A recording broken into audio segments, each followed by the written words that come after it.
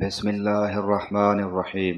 حضرت ابو ہریرہ رضی اللہ عنہ نے بیان کیا کہ رسول اللہ صلی اللہ علیہ وآلہ وسلم نے ایک مرتبہ صدقہ فطر کے غلے کی حفاظت پر مجھے مقرر کیا۔ ایک شخص آیا اور دونوں ہاتھوں سے غلہ لپ بھر بھر کر لینے لگا۔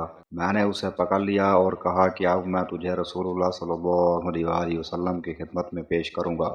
پھر انہوں نے آخر تک حدیث بیان کی۔ اس چور نے ابو ہریرہ رضی اللہ عنہ سے کہا کہ جب تم اپنے بستر پر سونے کے لیے لیٹنے لگو تو آیت الکرسی پڑھ لیا کرو۔ اس کی برکت سے اللہ تعالیٰ کی طرف سے تم پر ایک نگہبان مقرر ہو جائے گا اور شیطان تمہارے قریب صبح تک نہ آ سکے گا۔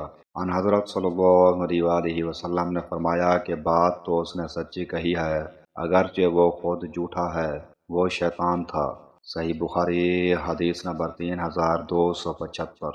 حضرت ابو ہریرہ رضی اللہ عنہ نے بیان کیا کہ رسول اللہ صلی اللہ علیہ وآلہ وسلم نے فرمایا، تم میں سے کسی کے پاس شیطان آتا ہے اور تمہارے دل میں پہلے تو یہ سوال پیدا کرتا ہے کہ فلاں چیز کس نے پیدا کی، فلاں چیز کس نے پیدا کی، اور آخر میں بات یہاں تک پہنچاتا ہے کہ خود تمہارے رب کو کس نے پیدا کیا۔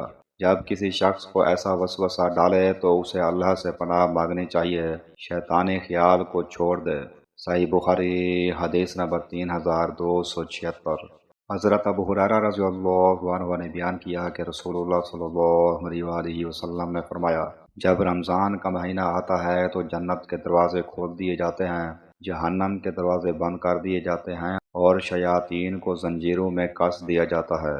صحیح بخاری حدیث نمبر 3277۔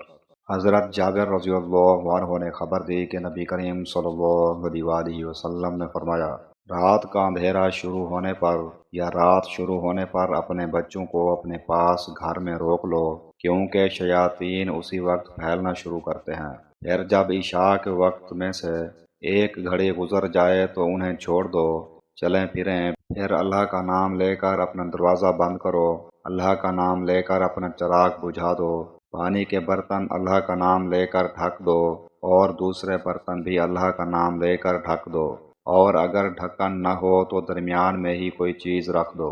صحیح بخاری حدیث نمبر 3280۔